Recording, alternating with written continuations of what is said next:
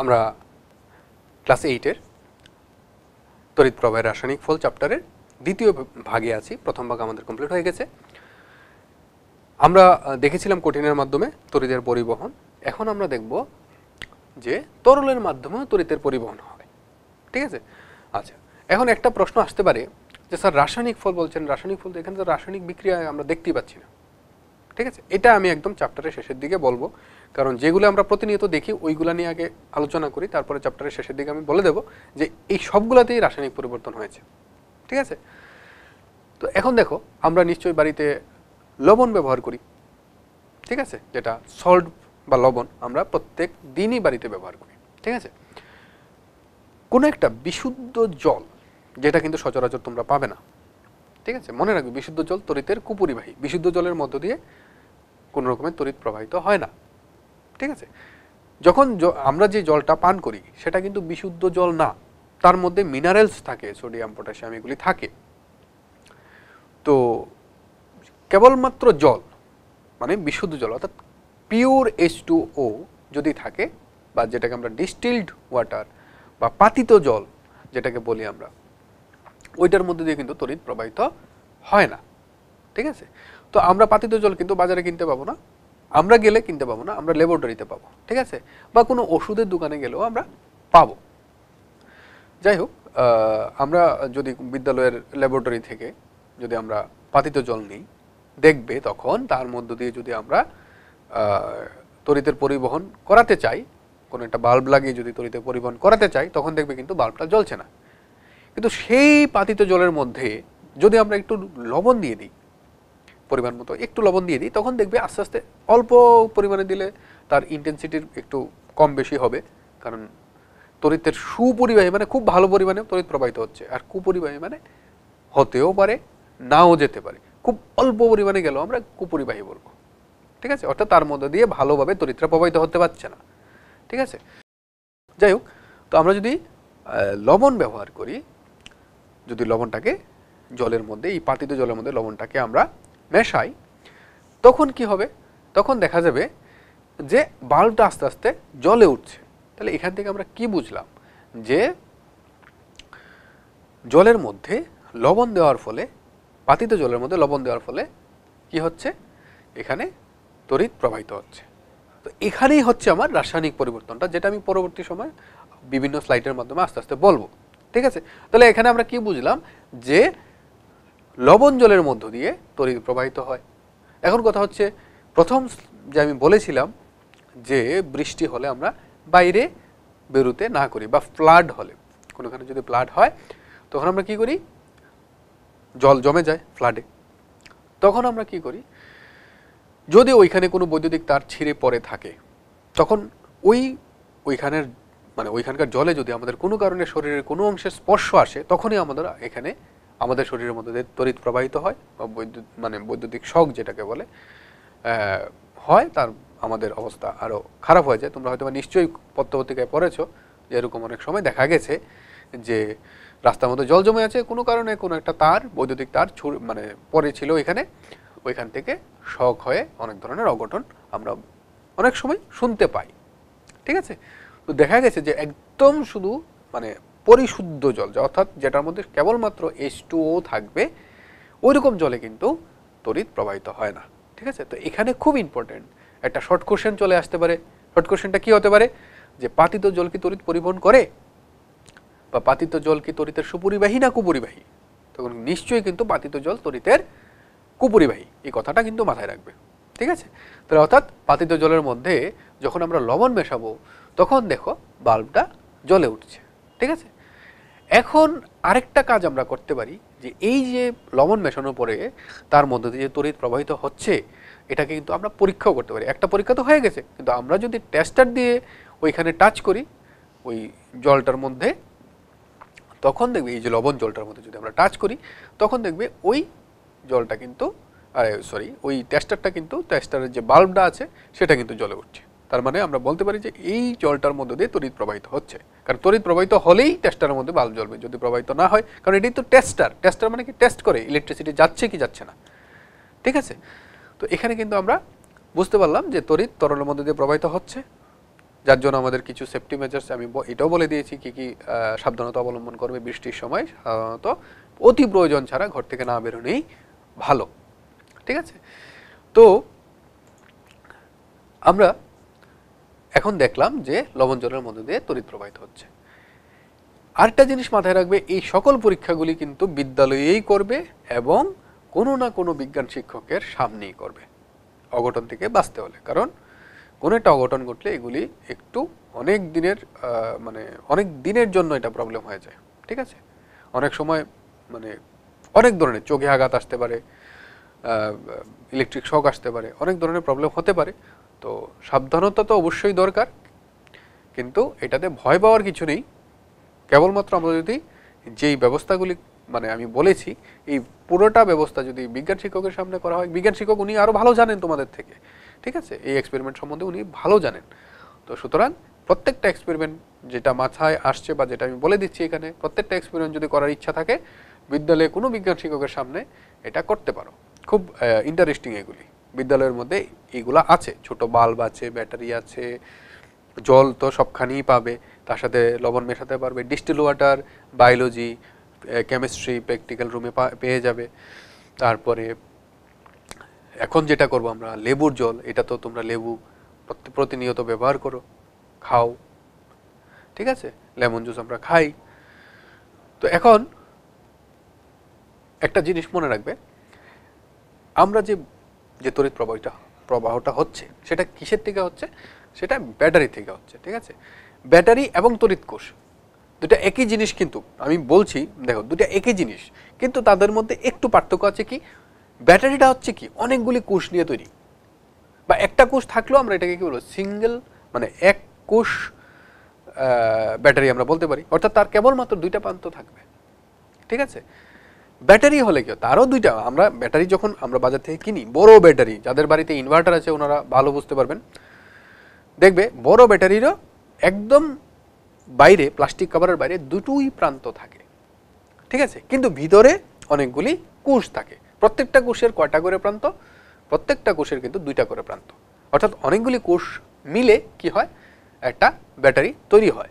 কিন্তু কোষ যদি একটা থাকে তাহলে তড়িৎ কোষও বলতে পারি, ব্যাটারিও বলতে পারি। কারণ আমরা বাজার থেকে যেগুলি কিনি, ছোট ছোট যে টর্চ লাইটে যেগুলি ব্যবহার করি, সেগুলি কিন্তু একটা একটা কোষ, ঠিক আছে, কারণ তার মধ্যে কেবলমাত্র দুইটা প্রান্ত আছে। তুমি ভেঙেও যদি দেখো, মানে যদিও বাড়িতে ভাঙবে না, কারণ তার মধ্যে অ্যাসিড থাকে সামান্য পরিমাণে, কারণ আমরা ড্রাই সেল খুব কম পাওয়া যায়, একদম ড্রাই সেল পাওয়া যায় না, ঠিক আছে, হয়তো বা ওই ব্যাটারিগুলি একটু দাম বেশি, ড্রাই সেলগুলি। যাই হোক, তার মধ্যে থাকে কেমিক্যালস থাকে বিভিন্ন, তার মধ্যে অ্যাসিড থাকে, যেটা এই অ্যাসিডটা আমাদের খুব ক্ষতি করে, ঠিক আছে।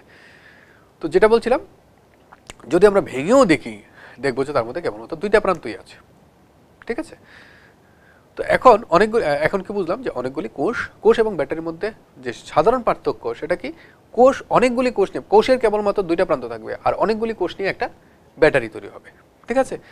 এখন দেখো, একটা ব্যাটারিকে যদি আমরা দেখো, আরেকটা জিনিস এখানে মাথায় রাখবে, যে বদ্ধ বর্তনী না হলে কিন্তু তড়িৎ প্রবাহিত হচ্ছে না। তড়িৎ যদি প্রবাহিত হয় তাহলে বদ্ধ, পথটা কি বদ্ধ, তড়িৎ বর্তনী কি কোনো একটা বদ্ধ পথ যার মধ্যে দিয়ে তড়িৎ কন্টিনিউয়াসলি প্রবাহিত হতে পারবে, ঠিক আছে। তো এখন দেখো, এখানে আমরা কি নিলাম, লেমন জুস। তো লেমন জুস যদি আমরা নেই, তো যদি আগের মতো জলের মধ্যে যদি লেমন জুসটা নেই, তখন যদি আমরা ব্যাটারির এক প্রান্ত লেমন জুসে লাগাই আর অপর প্রান্ত থেকে একটা তার নিয়ে বাল্বে লাগিয়ে ওই বাল্বের আরেক প্রান্ত থেকে এনে যদি আমরা লেমন জুসের মধ্যে দিই, তখন দেখা যাবে যে এই বাল্বটা জ্বলে উঠছে, ঠিক আছে। সেম জিনিসটা ভিনিগারের মধ্যেও হবে, ঠিক আছে। ভিনিগারের মধ্যে কি হবে, যখন আমরা দেবো তখন তড়িৎ প্রবাহিত হবে, ঠিক আছে। তো এখন তড়িৎ প্রবাহিত হচ্ছে কি হচ্ছে না এটা আমরা বাল্ব দেখি, যে বাল্ব যদি জ্বলে তাহলে তড়িৎ প্রবাহিত হচ্ছে, বাল্ব যদি না জ্বলে তাহলে তড়িৎ প্রবাহিত হচ্ছে না, ঠিক আছে। তো এখানে মনে রাখবে যে তড়িৎ প্রবাহিত হতে গেলে আমাদের তড়িৎ কোষ বা ব্যাটারি লাগবে। কারণ এখন আমরা এই জিনিসটাকে, এখন তোমরা বলতে পারো স্যার আমাদের বাড়ি করে যে তড়িৎ প্রবাহিত হচ্ছে সেটা কি ব্যাটারি থেকে হচ্ছে, তো এখানে অন্য কনসেপ্ট, এখানে আমরা পরে যাব। তো এখন দেখো, কোনো একটা কোষ বা তড়িৎ ব্যাটারি কি করছে, সে তড়িৎ প্রবাহিত করছে। যদি বদ্ধ পথ হয় তখনই কিন্তু সে তড়িৎ প্রবাহিত করবে। ঠিক আছে, প্রত্যেকটা বস্তুর মধ্যে দিয়ে কিন্তু তড়িৎ প্রবাহিত হয় না। এটা আমরা দেখলাম যে পাতিত জলের মধ্যে দিয়ে তড়িৎ প্রবাহিত হচ্ছে না, লেমন জুসের মধ্যে দিয়ে হচ্ছে। তারপরে আমরা দেখলাম যে লবণ জলের মধ্যে দিয়ে তড়িৎ প্রবাহিত হচ্ছে। এখন আরেকটা সিম্পল এক্সপেরিমেন্ট, তোমরা সবাই আলু সবার বাড়িতে আছে, পটেটো যেটাকে ইংরেজিতে বলি আমরা, এটাকে কেটে কোনো একটা সেম জিনিসটা যেটা আমরা কি করলাম, তরলের মধ্যে যে মানে জলের মধ্যে লবণ জলের মধ্যে যে যে কাজটা করলাম সেই কাজটাকেই যদি আমরা কিসে করি, আলু কেটে তার দুই প্রান্তে যদি সেম মানে আলুটার মধ্যে যদি আমরা এই কাজটা করি তখন দেখা যাবে যে তড়িৎ প্রবাহিত হচ্ছে। ঠিক আছে, তা আমরা কিন্তু এই জিনিসটা দেখব। এবং প্রত্যেকটা এক্সপেরিমেন্ট, এখানে কিন্তু প্রত্যেকটা এক্সপেরিমেন্টের কথা বলা হয়েছে, প্রত্যেকটা এক্সপেরিমেন্ট আমরা বিজ্ঞান শিক্ষকের সামনেই করব। ঠিক আছে, তারপর আমরা একটা যেটা নিয়ে বলছিলাম রাসায়নিক প্রভাব। ঠিক আছে, প্রথম কথা হচ্ছে দেখো, যখন আমরা কোনো একটা ব্যাটারি, ঠিক আছে, ব্যাটারি কয় প্রান্ত থাকে, ব্যাটারি দুটো প্রান্ত থাকে, এই দুটো প্রান্ত থেকে দুটো তার নিয়ে যদি আমরা কি প্রান্ত, ধনাত্মক প্রান্ত আর ঋণাত্মক প্রান্ত, এই দুটো প্রান্ত থেকে তার নিয়ে বিভিন্ন পদার্থের মধ্যে আমরা পরীক্ষা করে দেখেছি যে তার মধ্যে দিয়ে কারেন্ট যাচ্ছে কি যাচ্ছে না। ঠিক আছে, এখন আরেকটা জিনিস মনে রাখবে, যখন কারেন্ট যাবে সেটা কিন্তু আমাদের বাড়ি ঘরে যদি টেস্টার না থাকে, তো বিদ্যালয়ে কোনো কারণে টেস্টার নেই, তখন এই বস্তুটার মধ্য দিয়ে বা এই পরিবাহীটার মধ্য দিয়ে তড়িৎ প্রবাহিত হচ্ছে কিনা এটার জন্য আরেকটা ব্যবস্থা আমরা করতে পারি, সেটা হচ্ছে চুম্বক শলাকা। ঠিক আছে, প্রত্যেকটি বিদ্যালয়ের মধ্যে চুম্বক শলাকা থাকবেই। ঠিক আছে, বিজ্ঞানের ল্যাবরেটরিতে চুম্বক শলাকা থাকবেই। চুম্বক শলাকার কাজ কি, চুম্বক ক্ষেত্র দিক নির্দেশ করা। ঠিক আছে, যখন আমরা কোনো একটা চুম্বক শলাকাকে কোনো একটা তড়িৎ পরিবাহী তারের সামনে নিয়ে যাব তখন সেটা নড়াচড়া করবে। তোমরা নিশ্চয়ই জানো আমাদের চুম্বকের দুটো মেরু থাকে, একটা হচ্ছে উত্তর মেরু, একটা দক্ষিণ মেরু। ঠিক আছে, তো এখানে চুম্বক শলাকার মধ্যে আমাদের উত্তর মেরু একটা থাকবে, দক্ষিণ মেরু একটা থাকবে, একটা কাটার মতো থাকবে। ঠিক আছে, এখন এই কাটাটা কি করবে, ব্লিঙ্ক করবে, যদি কারেন্ট যায় সেটা ব্লিঙ্ক করে। ঠিক আছে, অর্থাৎ কাঁপে। ঠিক আছে, সেটা কি করবে, কাঁপতে থাকবে। তো এখন যদি আমার তড়িৎ পরিবাহিত হয় কোনো একটা পরিবাহীর মধ্য দিয়ে, তখন যদি আমরা কোনো একটা চুম্বক শলাকা তার সামনে রাখি তখন সে কি করবে, এখানে হয় কোনো একটা জায়গায় গিয়ে ডিফ্লেক্ট করে সে স্থির হয়ে যাবে, অথবা কি করবে, সে এরকমভাবে কাঁপতে থাকবে। ঠিক আছে, এই কথাটা মাথায় রাখবে। তো এখন যদি আমরা তড়িৎ প্রবাহিত হচ্ছে কি হচ্ছে না জানার জন্য কি করব, যদি আমাদের না থাকে টেস্টার, তখন আমরা কি করব, কোনো একটা চুম্বক শলাকাকে ওই তারের মধ্য দিয়ে বা ওই পরিবাহীটার কাছাকাছি রাখবো। তো কাছাকাছি রাখলে কি হবে, যদি সে তার স্থান পরিবর্তন করে, কাঁটাটা চুম্বক শলাকার যে কাঁটাটা থাকে সেটা যদি স্থান পরিবর্তন করে, তখন আমরা বুঝতে পারবো যে না, এখানে তড়িৎ পরিবাহিত বা প্রবাহিত হচ্ছে। ঠিক আছে, এখন লাস্ট আমরা যে এক্সপেরিমেন্টটা করব সেটা খুব ইম্পর্টেন্ট। আমরা কি করি, আমরা দেখবে অনেক সময় তোমরা নিশ্চয়ই জানো আমাদের যে অর্নামেন্টসগুলো যদি গোল্ডের হয়, ঠিক আছে, সোনা দিয়ে তৈরি যে অর্নামেন্টসগুলো বা রূপু দিয়ে তৈরি যে অর্নামেন্টসগুলো, সেগুলোর কিন্তু প্রচুর দাম হয়, পিওর যে থাকে। তো আমরা এগুলির পরিবর্তে আমরা কি ব্যবহার করতে পারি, আমরা দেখবে তোমরা অনেক সময় এরকম নামে তোমরা শুনেছ, ইমিটেশন, বা তোমরা শুনেছ সিটি গোল্ড, এরকম কিছু নাম শুনেছ হয়তো। তো এগুলি অ্যাকচুয়ালি কি, এগুলি ধরো কোনো একটা কম দাম, কারণ গোল্ড বা সোনা অনেক দামি ধাতু। তো এখন কি হচ্ছে, কারণ আমার পুরোটার মধ্যে যদি গোল্ড থাকে বা তার উপরের পোর্শনে যদি শুধুমাত্র ধরো যে কোনো জিনিস তার উপরের পোর্শনটা, ধরো আমি কোনো একটা জিনিস কিনলাম, তার উপরে সুন্দর করে রং করে রাখলাম, এবার ভিতরের জিনিসটা যদি খারাপও হয় বা কম দামিও হয়, উপরের রংটা দেখে কিন্তু আমরা বুঝতে পারবো না, এটাই করা হয়। তাহলে এটা কি করা হলো, যে কোনো একটা কম দামি ধাতুর উপরে গোল্ডের প্রলেপ দেওয়া হয়েছে। তো তাতে কি হয়, তাতে অর্নামেন্টস বা আমরা যে অলংকারটা আমরা নিজেরা ব্যবহার করি সেটা দেখতে সুন্দর লাগে। ঠিক আছে, তো এখন দেখো আমরা কি করলাম, এই প্রসেসটা কিভাবে হয় আমরা সেটাকে দেখছি। তো দেখো আমরা কি করলাম, একটা বিকার নিলাম, ব্যাটারি থেকে দুই প্রান্ত থেকে তার কিন্তু আমরা বের করে নিয়েছি, ঠিক আছে। একটা বিকার নিলাম, তোমরা ছবিতে নিশ্চয়ই দেখতে পাচ্ছ, একটা বিকার নিলাম, তার মধ্যে আমরা কি দিলাম, আমাদের ল্যাবরেটরি থেকে কপার সালফেটের সলিউশন আমরা দিলাম তার মধ্যে, ঠিক আছে। কপার সালফেটের একটা দ্রবণ দিলাম, ঠিক আছে। আর কি করলাম, ব্যাটারি দুই প্রান্ত থেকে যে দুটো তার বেরিয়েছে ওই দুই প্রান্তে দুটো কপার প্লেট আমরা লাগিয়ে দিলাম, ঠিক আছে। এখন কি হচ্ছে, এখন নিশ্চয়ই তড়িৎ প্রবাহিত হবে, কারণ কপার সালফেট দ্রবণের মধ্যে দিয়ে তড়িৎ প্রবাহিত হবেই, কারণ সেটার একটা এক ধরনের লবণ। তো কপার সালফেটের মধ্যে দিয়ে যখন তড়িৎটা প্রবাহিত হয়, যখন তড়িৎ প্রবাহিত হয় তখন কি হয়, কপার সালফেট যে দ্রবণটা আছে সেটা আয়নে বিভক্ত হয়ে যায়, ঠিক আছে। তখন কপার এবং সালফেট আয়নে বিভক্ত হয়। এখন কপারটা কি, কপার যে আয়নটা সেটা কি করে, ব্যাটারির যে ঋণাত্মক প্রান্তটার মধ্যে যে কপার প্লেটটা লাগানো আছে তার সাথে যুক্ত হয়ে যায়, ঠিক আছে। আর যে আমার ধনাত্মক প্রান্ত আছে সেখান থেকে কপারগুলি কোথায় আসে, আবার এই দ্রবণটার মধ্যে চলে আসে, ঠিক আছে। তো এখন কি হচ্ছে যে কপার এই ধনাত্মক প্রান্ততে যে কপার দণ্ডটা লাগানো আছে সেখান থেকে কপারগুলি কোথায় যাচ্ছে, সলিউশনে আসছে, সলিউশন থেকে আবার ঋণাত্মক প্রান্তে যাচ্ছে, ঠিক আছে। এরকম করে কিন্তু এখানে কপার প্লেট থেকে কপার প্লেটের উপর কপার প্লেটের একটা প্রলেপ হয়ে গেল, ঠিক আছে।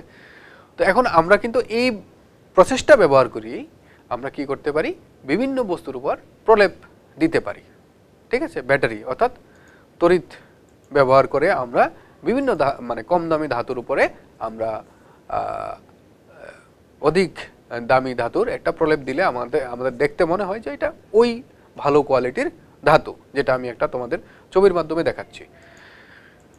নেক্সট দেখো, এই ছবিগুলোর মধ্যে তোমরা নিশ্চয়ই বুঝতে পারছো যে এখানে প্রত্যেকটা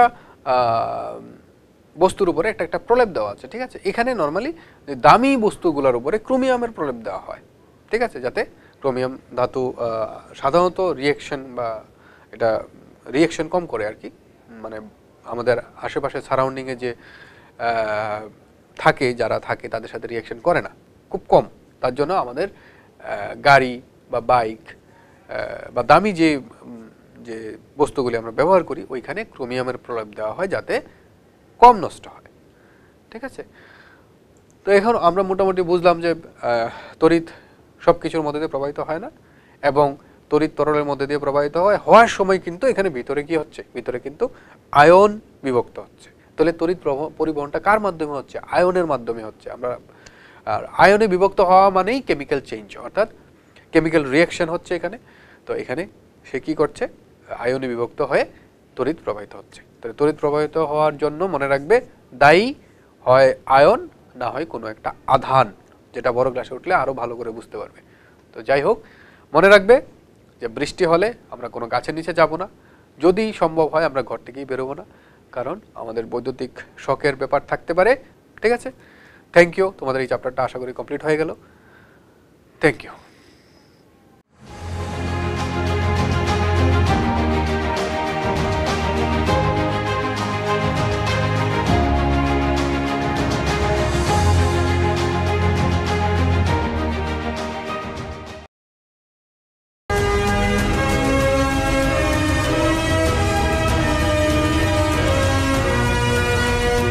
Vande Tripura, an initiative of School Education Department, Government of Tripura.